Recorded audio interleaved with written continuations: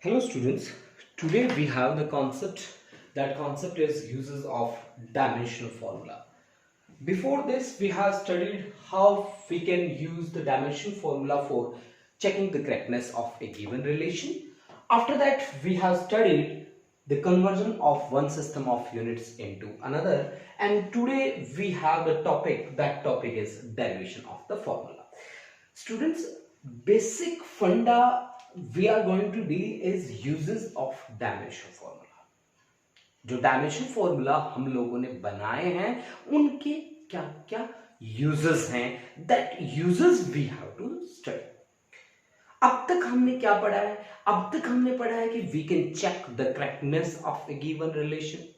कैसे कि let us consider we are provided any relation. Let us consider that relation is time period of a simple pendulum. Then we have to check whether LHS and RHS sides have the same dimensional formula. If they have same dimensional formula, then the given relation will be true. Given relation is correct. Second use of dimensional formula was to convert one system of units into another. We can convert SI to CGS or in a given system. जैसा हमने numericals में deal किया था, different type के numericals हमें दिए जाते थे और उनमें हम वर्क करते थे according to given equation. Okay, now last work is derivation of the formula. Students, हम डायमेंशनल फॉर्मूला की हेल्प से एक फॉर्मूला अपने आप बना सकते हैं, provided the dependency of any physical quantity is given.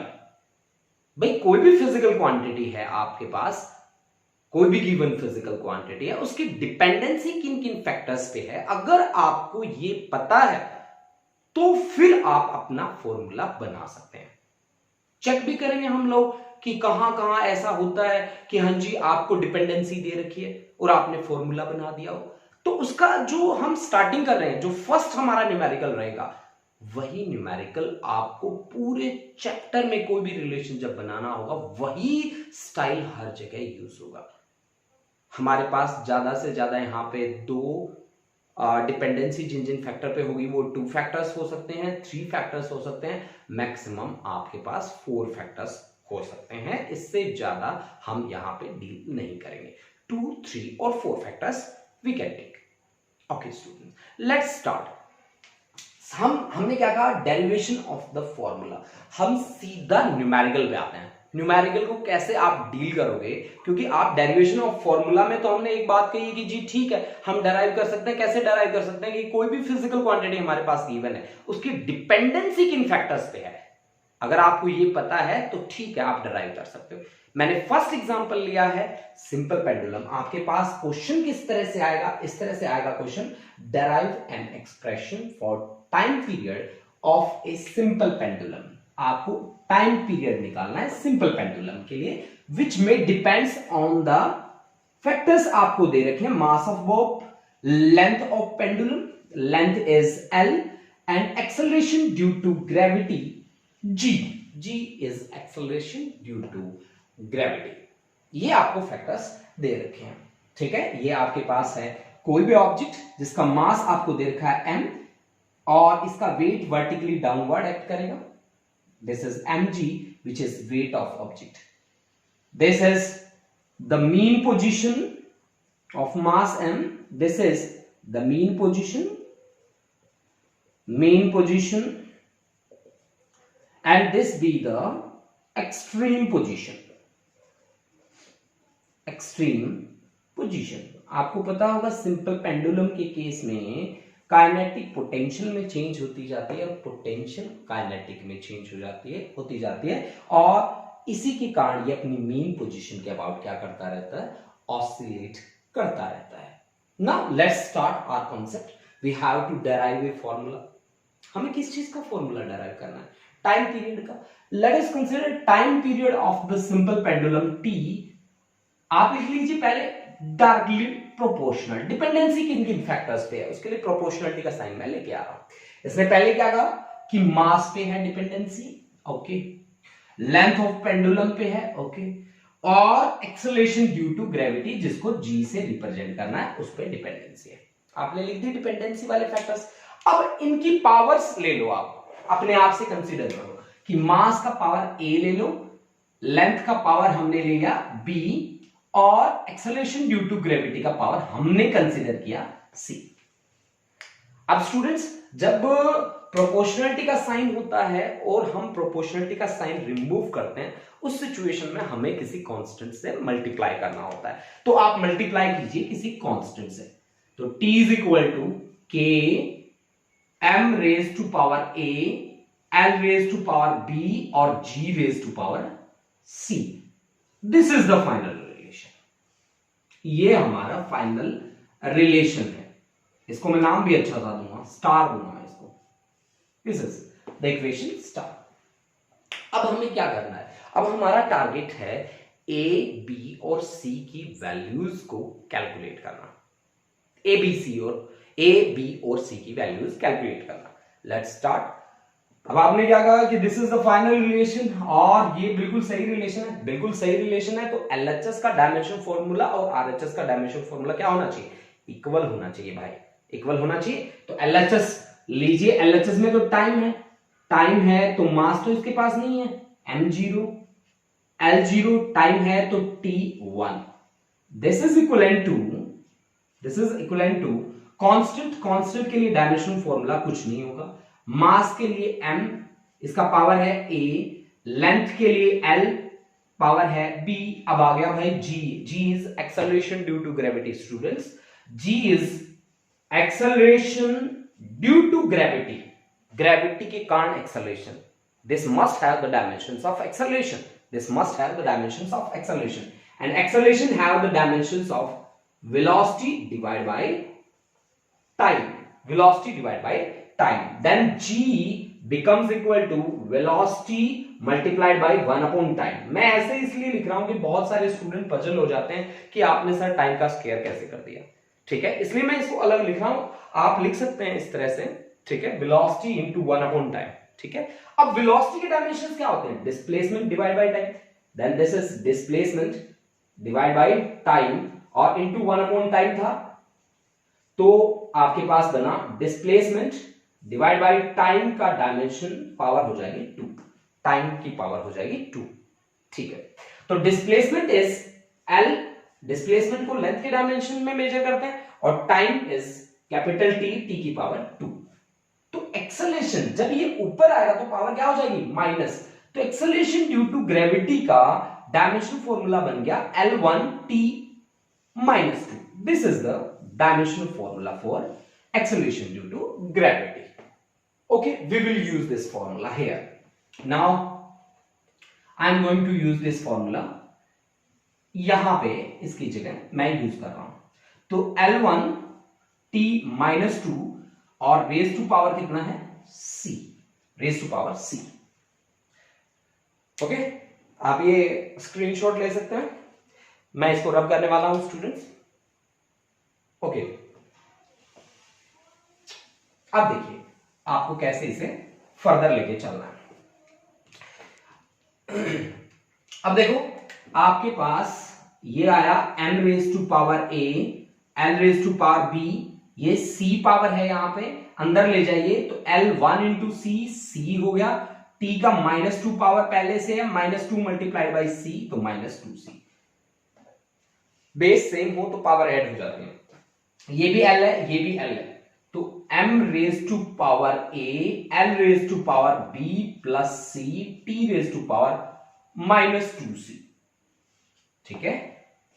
अब देखिए आपके पास था टाइम के लिए m0, l0, t1, this is equivalent to m raise to power a, l raise to power b plus c और t raise to power -2c।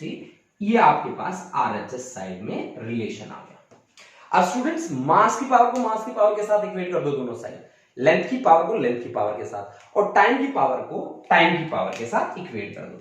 अब देखिए मास को मास के साथ, अगर मैं मास को मास के साथ इक्वेट कर रहा हूं तो इसका मतलब क्या है कि उधर है a पावर और इधर है 0, तो a इज इक्वल टू क्या आया, 0 आ गया आपके पास। a इज इक्वल टू क्या आ गया, 0 आ गया।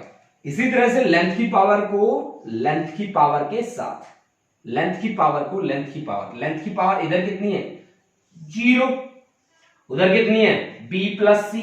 व्हाट इट मीन कि b is equal to minus C, b is equal to minus C. Okay, and the last one is time. Time की power को टाइम की पावर के साथ इक्वेट कीजिए आप लोग। टाइम की पावर को टाइम की पावर के साथ, टाइम का पावर 1 है और वहां पे -2c इज इक्वल टू 1, तो c इज इक्वल टू क्या बना, -1/2। c इज इक्वल टू -1/2, तो b is equal to -c, b is equal to +1/2। तो b का वैल्यू हमारे पास आ गया और c का वैल्यू हमारे पास आ गया, a का वैल्यू हमारे पास आ गया। अब हमें जो गिवन रिलेशन हमने जो बनाया था फाइनली, आप उस रिलेशन को चेक करिए। आप उसको रिलेशन को हमने स्टार नाम दिया था students, t is equal to k m raise to power a l raise to power b g raise to power c।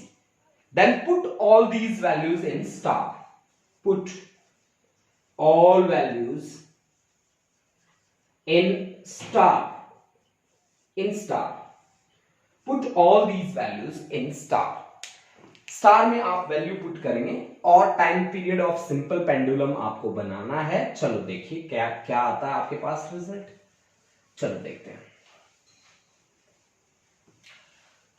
अब देखिए आपने क्या कहा कि मेरे पास है time period t is equal to k m raise to power a की वैल्यू कितनी आई है भाई, 0, l raise to power b का वैल्यू कितना है, b का वैल्यू है 1/2, और तीसरा है g raise to power c की वैल्यू है -1/2।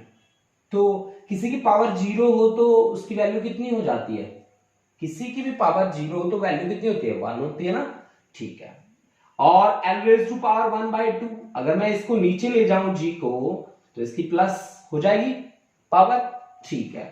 तो ये बना आपके पास k 1/2 पावर का मतलब होता है रूट डिवाइड बाय, यहां भी 1/2 है, तो आपके पास time period of simple pendulum आ गया k root l by g। This is the time period of simple pendulum. So this is the final expression और final relation of time period of simple pendulum. तो students हमने क्या देखा basically कि हम with the help of dimensional formula हम क्या कर सकते हैं, अपना एक नया फॉर्मूला बना सकते हैं। अब ऐसा हम कर सकते हैं एक्चुअल में, चलो इसको एक बार फिर से चेक करते हैं, ठीक है। इसके लिए मैं एक इंटरेस्टिंग सा न्यूमेरिकल लेके आया हूं, वो न्यूमेरिकल आप देखिए और सच में ये बात होती है, देन इट्स शॉकिंग यार कि हम तो फॉर्मूला भी बना सकते हैं घर पे बैठे बैठे, है ना, प्रोवाइडेड हमें वो फिजिकल क्वांटिटी कुछ भी जो हमें बनाना है, फोर्स बनाना है, टॉर्क बनाना है, मोमेंटम बनाना है, कुछ भी हमें बनाना है, उसकी डिपेंडेंसी गिवन हो कि इन फैक्टर्स पे ये डिपेंड करता है। अगर वो हमें पता है तो हम इजीली फॉर्मूला बना सकते हैं, ठीक है। Now students we have a circular track, this circular track has the radius r, this is the radius of circular track students, ठीक है। और इस सर्कुलर ट्रैक में हम गाड़ी लेके घूम रहे हैं, पता है, गाड़ी लेके घूम रहे हैं। वैसे रनिंग करनी चाहिए हमें सर्कुलर ट्रैक पे, लेकिन चलो कोई नहीं, हम गाड़ी लेके घूम रहे हैं भाई सर्कुलर ट्रैक पे, ठीक है। तो हमारी गाड़ी कैसे चल रही है, ऐसे ऐसे ऐसे ऐसे ऐसे चल रही है, ठीक है, हमारी गाड़ी ऐसे ऐसे चल रही है, ठीक है।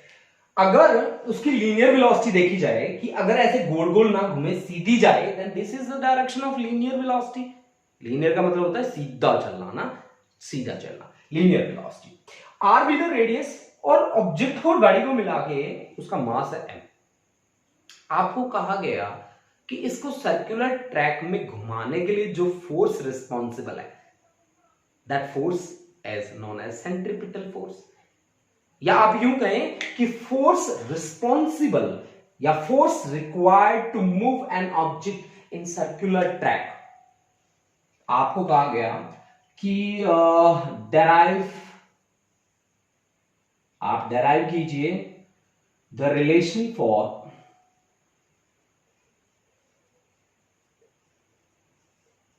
for force required to move an object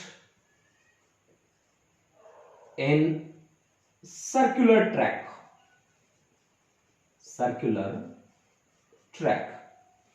Force depends on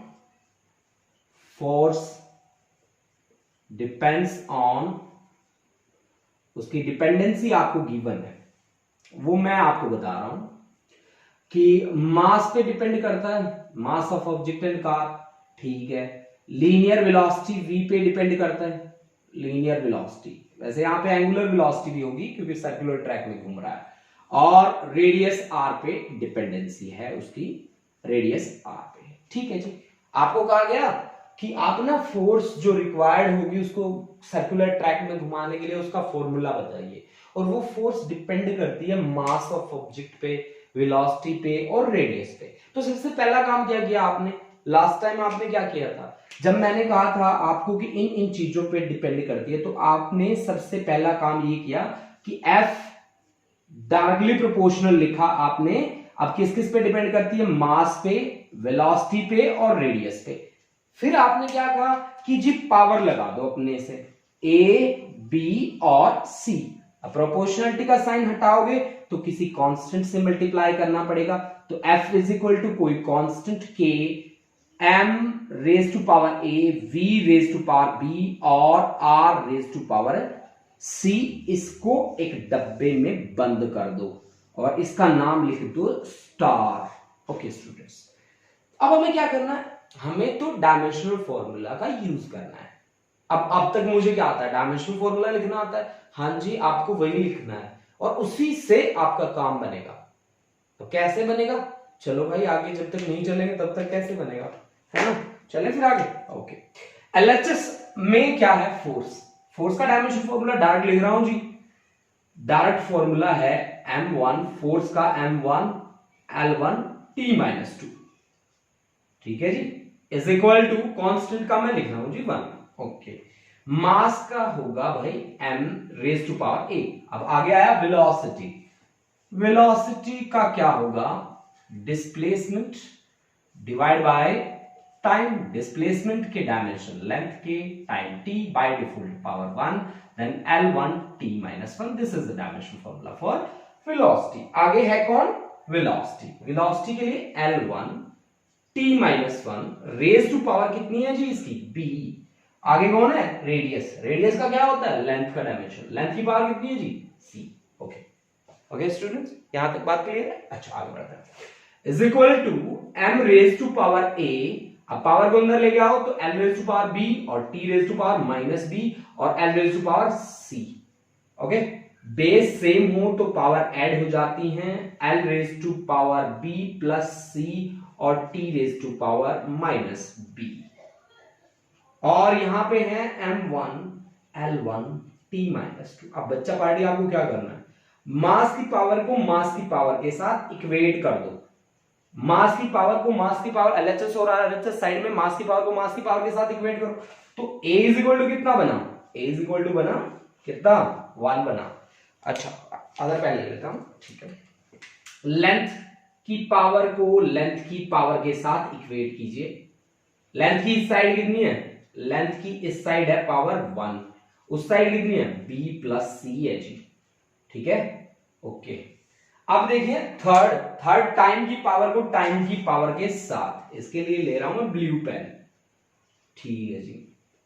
time की पावर कितनी है, -2 और उधर कितना है -b, तो माइनस माइनस प्लस, तो b इज इक्वल टू कितना आ गया जी, finally b is equal to 2 आ गया। Okay students, b is equal to 2 की वैल्यू कहां रखनी है आपको, यहां पे रख दो, तो 1 इज इक्वल टू b की वैल्यू 2 प्लस c, तो c is equal to 1 minus 2, this is c is -1, c का वैल्यू -1 आ गया।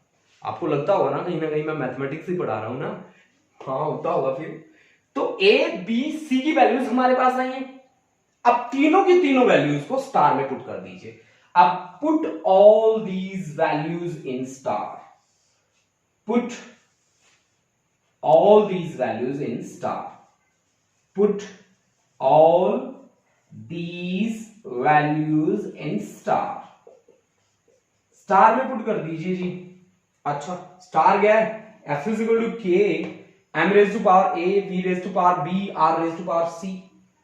ओके थोड़ा जगह चाहिए मुझे पुट करने के लिए, यहां से निकाल लेते हैं हम जगह। ओके अब स्टूडेंट्स हमारे पास क्या बना कि f इज इक्वल टू के m raise to power a की वैल्यू कितनी है 1 है ना, हाँ। v raise to power b की वैल्यू कितनी है 2, r raise to power c की वैल्यू कितनी है -1। तो आपके पास mv square divide by r raise to power 1।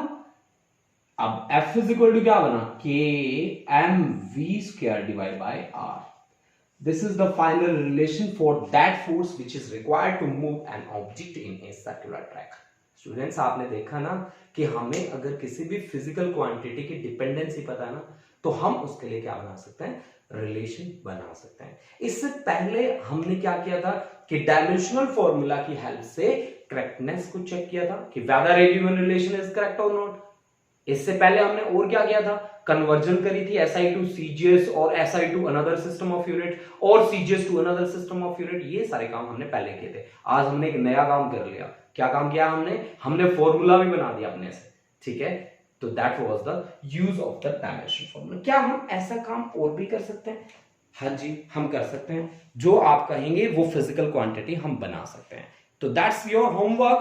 Try to make 2 or 3 formulas, ठीक है, जिसमें आपको डिपेंडेंसी का पता हो उन फिजिकल क्वांटिटी की।